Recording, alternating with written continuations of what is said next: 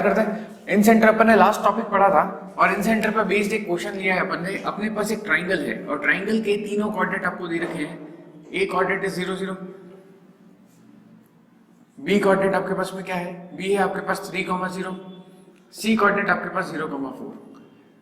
अपने को अगर मैं इन सेंटर की बात करूं तो इन सेंटर का जो फॉर्मूला होता है वो होता है ax1 plus bx2 plus cx3 whole upon a plus b plus c, ay1 plus by2 plus cy3 upon a plus b plus c, जहां पर a क्या होगा, a is the length of the side opposite vertex A, b is the length of the side opposite vertex B, c is the length of the side opposite vertex C, है ना। तो a के सामने ये आपका छोटा a, जिसकी value अपन देखेंगे थोड़ी देर बाद क्या निकल के आती है।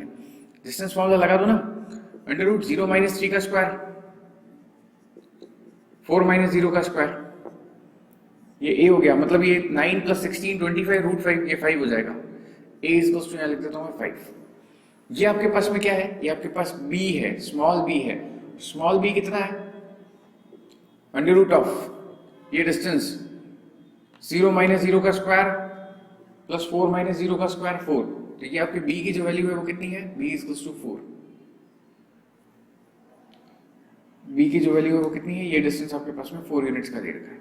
और इस तरह से ये डिस्टेंस स्मॉल a है वो आपके पास 3 यूनिट्स का आ जाएगा, 0 माइनस 3 का स्क्वायर 0 प्लस 0 का स्क्वायर, ठीक है।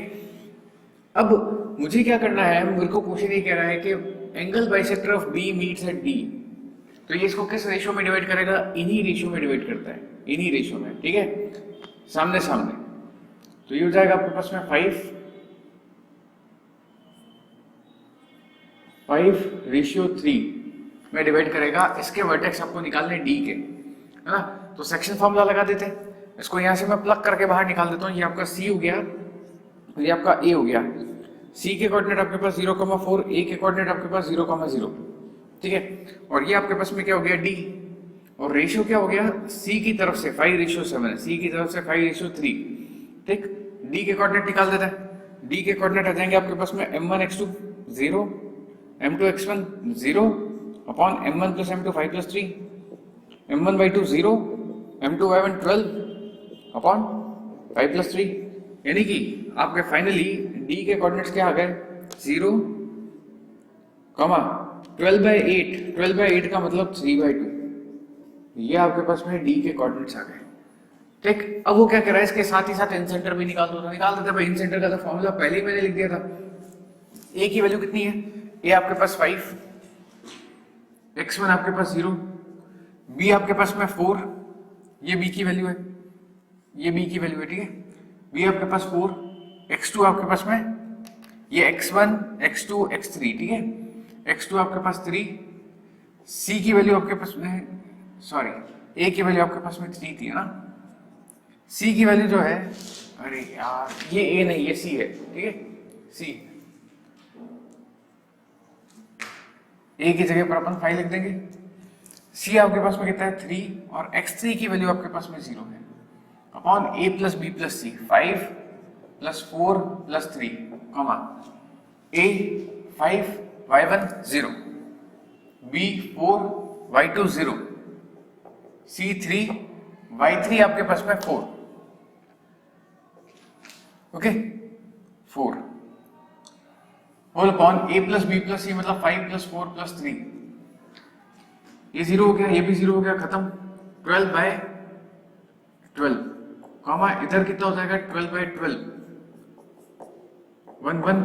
तो आपके इन सेंटर के कोऑर्डिनेट हो गए वो कितने हो गए, 1 1 हो गए। और ये आपका इस क्वेश्चन का क्या हो जाएगा, फाइनल आंसर हो जाएगा। तो एक सैंपल क्वेश्चन था इन सेंटर का जो अपन ने पिछली क्लास के अंदर नहीं पढ़ा था, ठीक है। तो एक क्वेश्चन करवाना जरूरी था, ठीक। इन सेंटर के अलावा अब अपना जो अगला टॉपिक है वो अपने पास में एक्स सेंटर है, इन सेंटर और एक एक्स सेंटर। एक्स सेंटर में क्या होगा, ट्राइंगल की साइड को टच करते हुए सर्कल कहां बनेगा, बाहर बनेगा, ठीक है। इस केस में भी ट्राइंगल की तीनों साइड टच होगी, उस केस में भी ट्राइंगल की तीनों साइड टच थी, इसमें भी ट्राइंगल की तीनों साइड टच थी, ठीक है। दोनों में ट्राइंगल की तीनों साइड जो है वो टेंजेंट बनेगी। उसमें इनसाइड द सर्कल, सर्कल जो है इनसाइड द ट्राइंगल था, इसमें आउटसाइड होगा। इसमें आउटसाइड किस तरह से होगा, तो 3 तरीके से बन सकता है, ध्यान रखना, ठीक है। 3 तरीके से बन सकता है। ये तो आपके पास पुराना गरीब ट्राइंगल था, इसको और थोड़ा ढंग से बना देते हैं।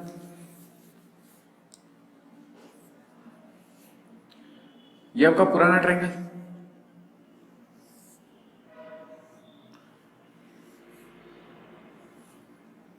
ठीक। एक सर्कल आपका अगर यहां बन जाता है, ये एक्स सेंटर्स है I1 A B C, एक सर्कल यहां बन जाए I2 और एक सर्कल यहां बन जाए I3, ठीक है। तो I1 में क्या होगा, इसको कहते हैं एक्स सेंटर, एक्स सेंटर, ठीक है। एक्स सेंटर क्या होगा, इसमें क्या होगा, in the formula of I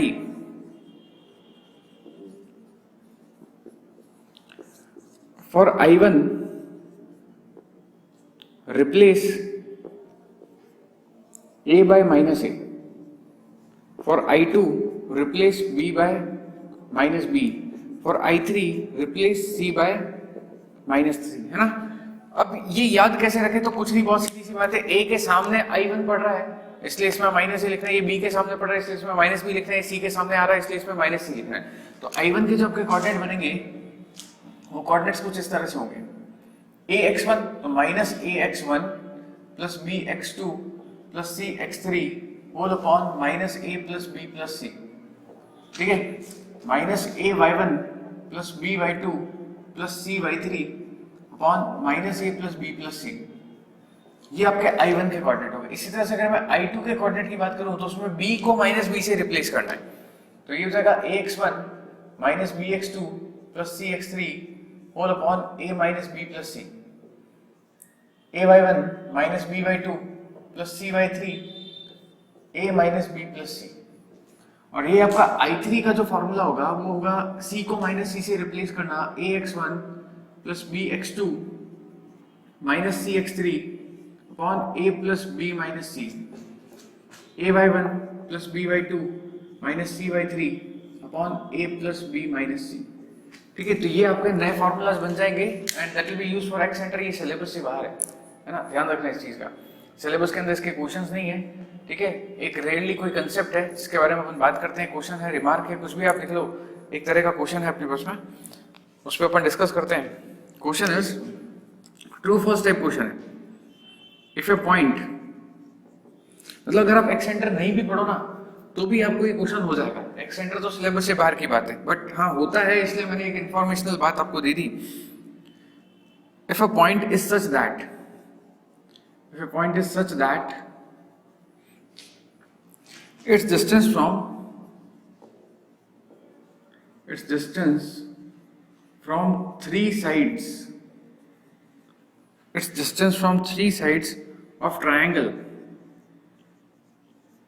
three sides of triangle is same, then is it necessary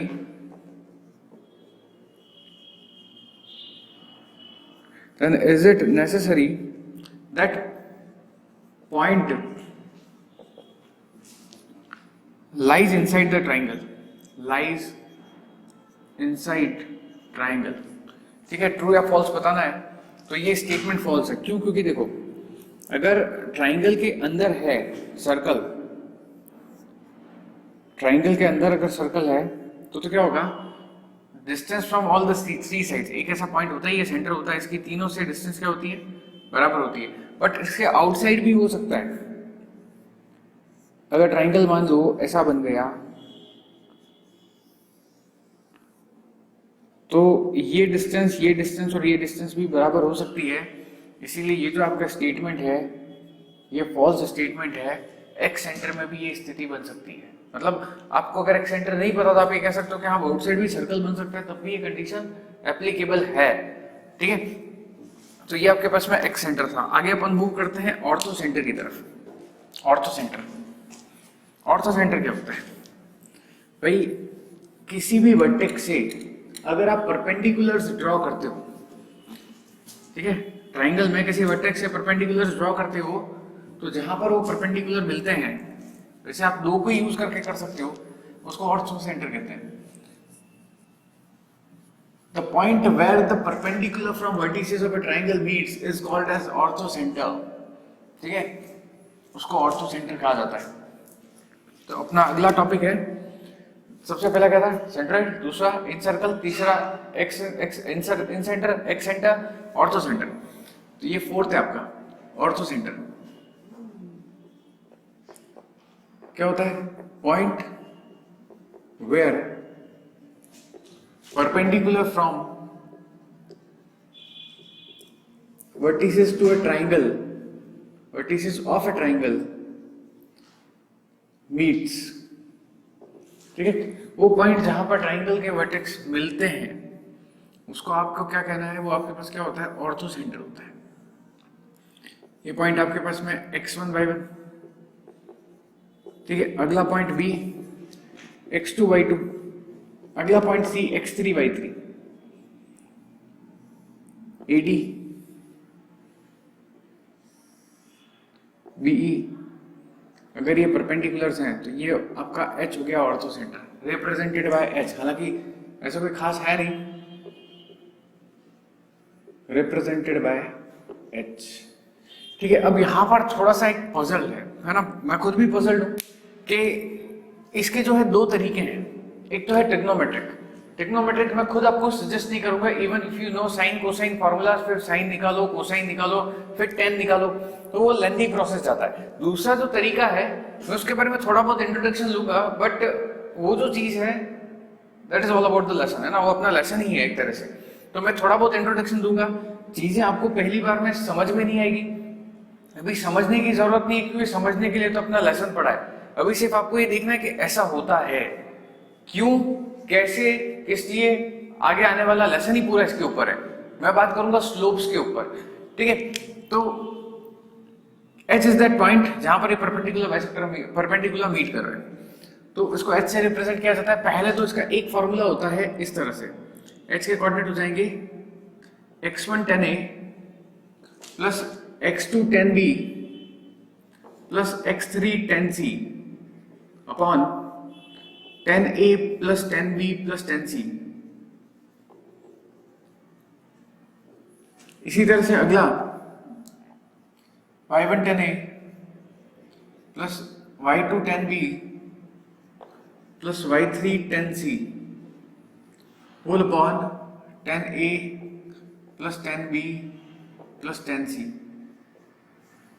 okay, ये फॉर्मूला तो नॉट टू रिमेंबर है,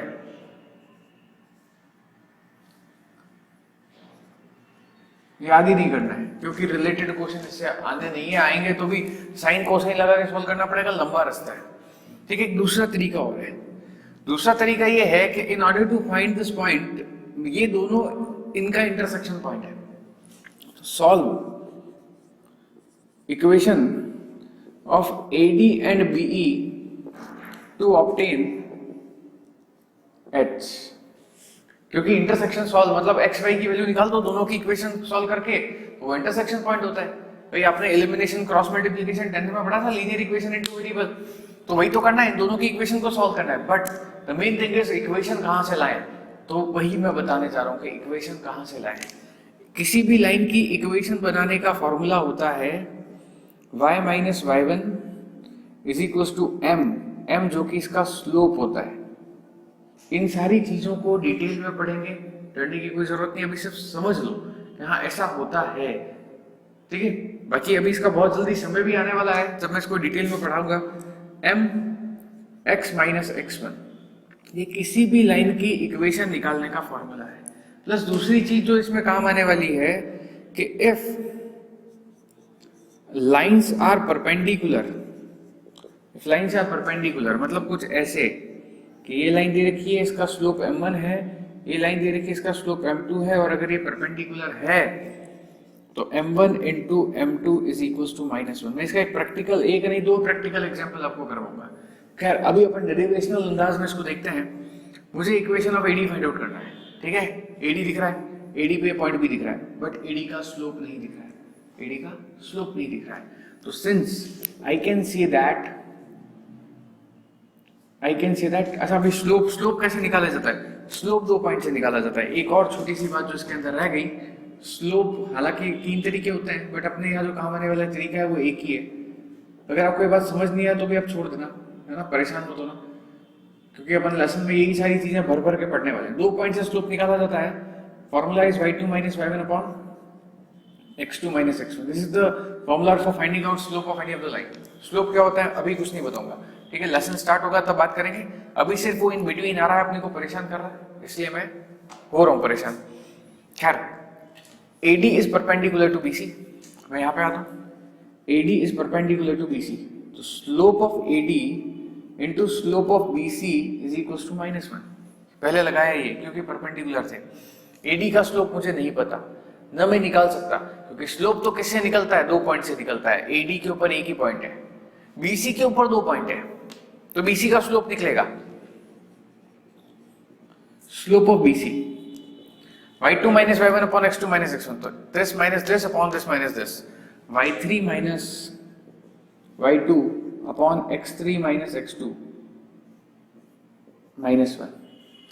ठीक है, तो जब उसको उधर ले जाके सॉल्व करूंगा तो आपको जो स्लोप ऑफ AD आएगा, स्लोप ऑफ AD आएगा वो क्या आ जाएगा, इसको उधर भेज दो, ये उधर जाते ही नेगेटिव से मल्टीप्लाई हो जाएगा, minus x3 minus x2 upon y3 minus y2, और you can write it as x3 minus x2 minus x3 upon y3 minus y2। ठीक, अब इक्वेशन बना दो। इक्वेशन बनाने का फॉर्मूला ये y माइनस y1, तो यहां y1 ही है खुद, is equals to m slope, ये रहा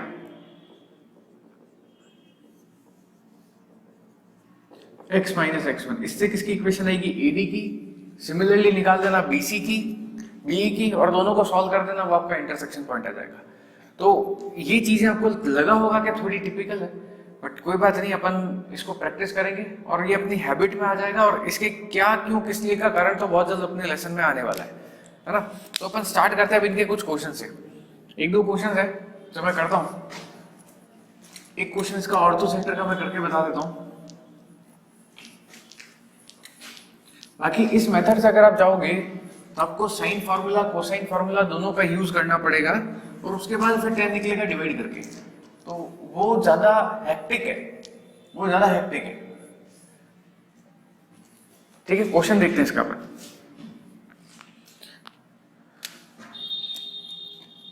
find orthocentre, find orthocentre of triangle having points, find ortho center of triangle having points। 2 part है, सेकंड पार्ट में आप लोगों के लिए दूंगा, फर्स्ट पार्ट मैं खुद कर रहा हूं। ठीक है, फर्स्ट पॉइंट 1 1, सेकंड पॉइंट 4 4, तीसरा पॉइंट अपने पास में है 3,6। ठीक, second part is all yours, है ना। 2, √3 माइनस 1/2, दूसरा 1/2, माइनस 1/2, तीसरा पॉइंट 2, माइनस 1/2। ठीक, चलो भाई स्टार्ट करते हैं। सबसे पहले ट्रायंगल बनाया, ट्रायंगल बना दिया भाई, ABC ये बना है, परपेंडिकुलर ठोके भाई। AD ये दूसरा परपेंडिकुलर ठोका, BE ये आपका पॉइंट H। सबसे पहले मैं स्लोप ऑफ AD की बात करूंगा, नहीं निकल सकता क्योंकि AD पर एक ही पॉइंट पता है, BC पे 2 पॉइंट पता है, 4 4 और 3 6। तो सबसे पहले मैं स्लोप निकालूंगा BC का, या फिर मैं एक काम करता हूँ, ये लिखता हूँ कि since AD is perpendicular to BC then slope of AD into slope of BC is equals to -1, है ना। Make it a pattern. ये चीजें अपने आप बाद में इतने क्वेश्चंस होंगे ना, ये अपने आप याद हो जाएंगे। इवन अगर आप जेई वगैरह नहीं पढ़ो, NCERT भी पढ़ लो ना, तो भी ये सारी चीजें तो ऑन द टिप्स होती है आपके। स्लोप ऑफ AD नहीं पता, BC का slope y2 minus y1, y2 minus y1 6 minus 4 upon x2 minus x1 3 minus 4, y2 minus y1 upon x2 minus x1 is equals to -1। तो स्लोप ऑफ AD, और भाई ये कितना हो गया, 2/-1 हो गया, ये तो ये 2 हो गया, ये -1 हो गया, इक्वल्स टू -1। उधर भेज दो क्रॉस मल्टीपल में, है ना। तो जब आप क्रॉस मल्टीपल में जाओगे, ये क्या करा, ये स्लोप निकाला 2 पॉइंट से, ठीक है, ये क्या करा, ये परपेंडिकुलर की कंडीशन लगाई, ठीक, स्लोप का काम खत्म।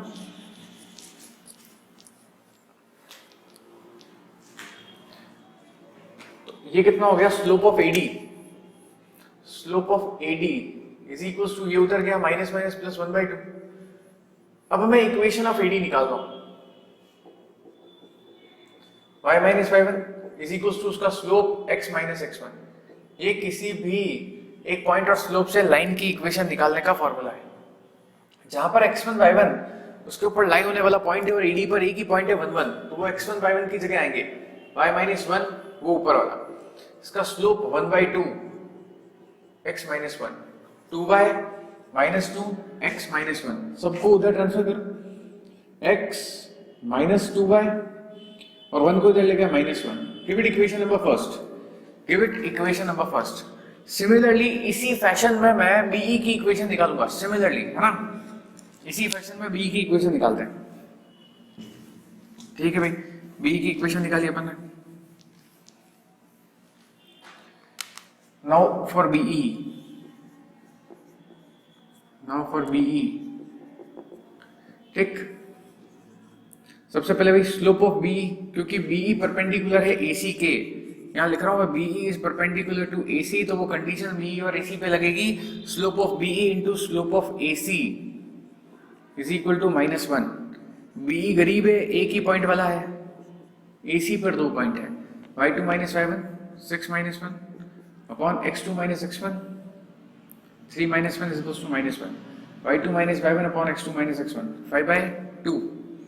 स्लोप ऑफ बीई इनटू ये आपको दे देगा 5/2 इज इक्वल टू -1, तो स्लोप ऑफ बीई जो आपके पास में आएगा वो आ जाएगा -2/5। आ गया बीई का स्लोप, इक्वेशन बना देते हैं, इक्वेशन ऑफ बीई है ना, फॉर्मूला वही डब्बे वाला, x1 y1 ये हो जाएंगे, y minus 4 is equal to -2/5 x minus 4, 5/-20 -2x plus 8, इधर उधर ट्रांसफर करें 2x प्लस 5y, मतलब स्टैंडर्ड फॉर्म में लिख रहे हैं इसको, इसको उधर भेज दिया, it will become 28। Equation number second, first और सेकंड को अगर आप सॉल्व करोगे, ये बीई की इक्वेशन है, ये एडी की इक्वेशन है, और एडी और बीई का जो इंटरसेक्शन है वही आपका ऑर्थो सेंटर है, एडी और बी का जो इंटरसेक्शन है वही आपका ऑर्थो सेंटर है। तो अपन इन दोनों को सॉल्व करेंगे, एलिमिनेशन लगा के सॉल्व कर देते हैं, ठीक है। Solving first and second for H, solving first and second, ठीक है। x minus 2y is equal to -1, the second one is 2x plus 5y is equals to 28। 2 से मल्टीप्लाई करो भाई, 2 से मल्टीप्लाई करते ही हो जाएगा 2x minus 4y minus 2, 2x plus 5y minus 9y minus 30, y is equal to -30 upon -9, cancel हो गया 10/3, y की वैल्यू 10/3 आगे पुट कर दो फर्स्ट में, putting in your first equation x minus 2y, y मतलब 10/3 is equal to -1, x minus 20/3 is equal to -1, x is equal to -1 plus 20/3 17/3, ठीक है। तो ये आपके पास में ऑर्थो सेंटर के कोऑर्डिनेट हो गए 17/3, 10/3, ठीक है। This will be the answer to this question. तो इस तरह से निकाले जाते हैं आपके पास ऑर्थो सेंटर, ठीक। एक फाइनल क्वेश्चन और करते हैं, ऑर्थो सेंटर का नहीं है, ऑर्थो सेंटर तो मैंने निकालना सिखा दिया आपको। एक क्वेश्चन है जो मिड पॉइंट से बना है, उसमें भी एक ट्रिक है, तो ट्रिक भी मैं आपको हैंड टू हैंड सिखा देता हूँ,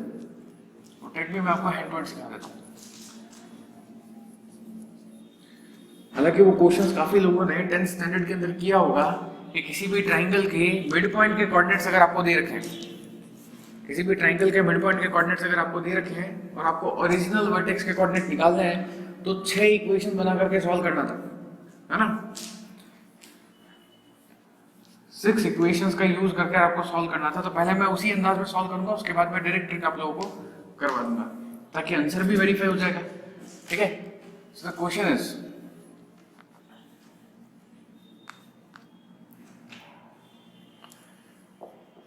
if the midpoint of the sides of triangle ABC, of the sides of triangle ABC are 1, 2, 0, -1 and 2, -1.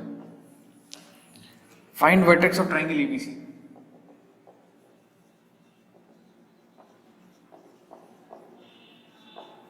Find vertex of triangle ABC. ठीक है, तो ये 6 इक्वेशंस आपने सॉल्व करी थी, उसी पे बनाते हैं. ठीक है, बना लो एक डायग्राम, टेंटेटिव डायग्राम बना करके स्टार्ट कर दो, मिड पॉइंट फॉर्मूला लगा दो 2-3 बार. ठीक है, तीनों जगह लग जाएगा वो. तो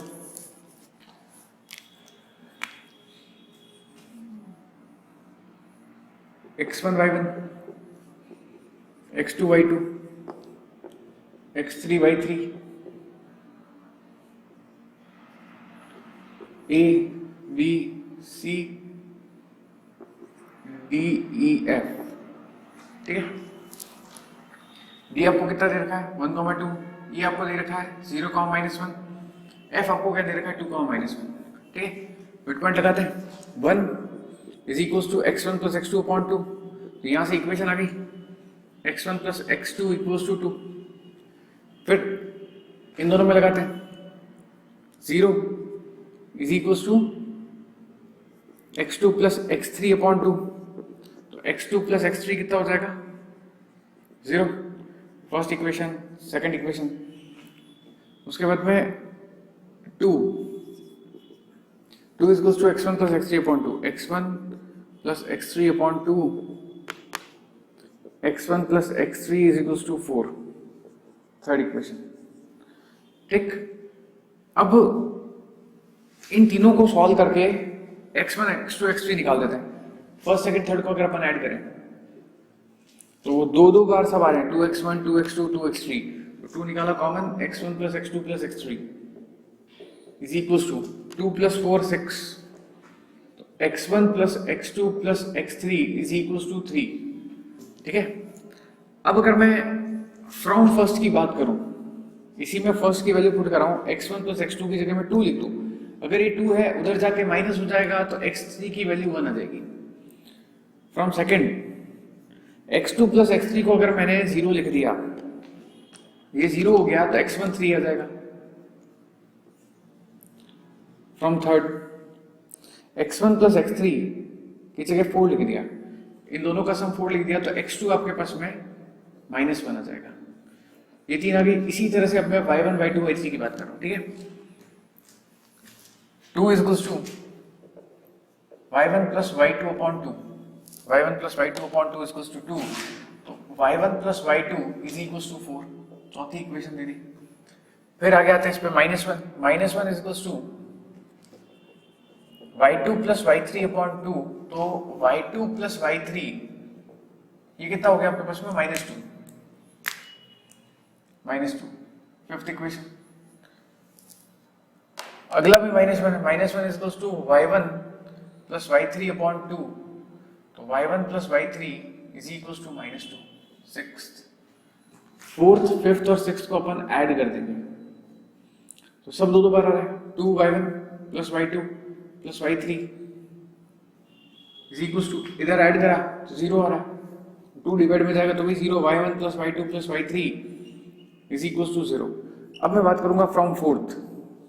अभी y1 + y2 कितना 4. अगर ये 4 हो गया, उधर जाएगा -4, तो y3 की वैल्यू हो जाएगी -4. ठीक है. फ्रॉम फिफ्थ, फिफ्थ कहता है भाई y2 + y3 -2 है ना, ये -2 है तो उधर जाएगा तो +2, तो y1 की वैल्यू हो जाएगी +2. फ्रॉम सिक्स्थ, y1 + y3 -2 है. ठीक है, y1 + y3 भी -2 है तो y2 कितना आ जाएगा, वो भी 2 आ जाएगा. तो आपके जो पॉइंट्स आ गए वो फटाफट देख लेते हैं. आपका जो ए पॉइंट है वो है x1 y1, x1 3, y1 2, 3, 2. b x2 y2, x2 आपके पास -1 और y2 आपके पास में 2. c आपके पास में कितना है x3 y3, x3 का मतलब 1 और y3 का मतलब आपके पास -4. अब ये इतना करने के बाद आंसर आएगा, ये आपने करा है. अब इसका एक शॉर्ट ट्रिक दे रहा हूँ. शॉर्ट ट्रिक कुछ नहीं है, ये सब पैरेललोग्राम बनते हैं. आपको ये वर्टेक्स निकाला है ना, ये डायगोनल बनाओ. ठीक है, डायगोनल का सम माइनस अपोजिट वर्टेक्स, डायगोनल का सम माइनस ऑपोजिट वर्टेक्स, बस ये चीज ध्यान रखना। अब देखो जरा इसको कैसे इंप्लीमेंट करते हैं। मैं x2 निकालने जा रहा हूं, 1 + 0 - 2, डायगोनल वालों का सम माइनस इसके अपोजिट वर्टेक्स, तो 1 + 0 - 2 कितना दे देगा -1, तो ये आ रहा है -1, ठीक। y2 निकाल दें हम, 2 - 1, क्योंकि ये तो -1 था ना, दोनों को ऐड करना है, 2 - 1 -1 तो ये कितना दे देगा 2, ठीक है, क्योंकि -1 + 1 कैंसिल हो जाएगा। तो जरा देखो b के कोऑर्डिनेट कितने हैं, -1, 2, तो कुछ करने की जरूरत ही नहीं है। अब यही अगर मैं आपको इधर की बात करता, इधर वाले की, ठीक, ये निकालना है तो ये डायगोनल बनेगा 2 + 0 - 1, ठीक है, देखना 2 + 0 - 1, 1 -1 -1 -1 -2 -4, तो इसके कोऑर्डिनेट हो गए 1, -4, 1, -4, देख लो जरा सी के कोऑर्डिनेट। और फाइनली इसके ऊपर आ गए अपन, ये अपोजिट वर्टेक्स है, ये डायगोनल है, ठीक।